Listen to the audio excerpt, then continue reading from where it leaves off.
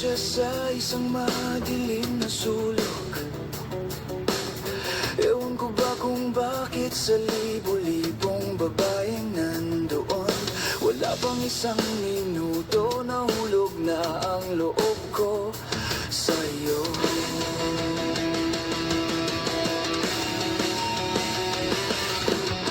Gusto ko sanang marinig ang tinig mo, umasa na rin na sana'y malaman ko ang pangalan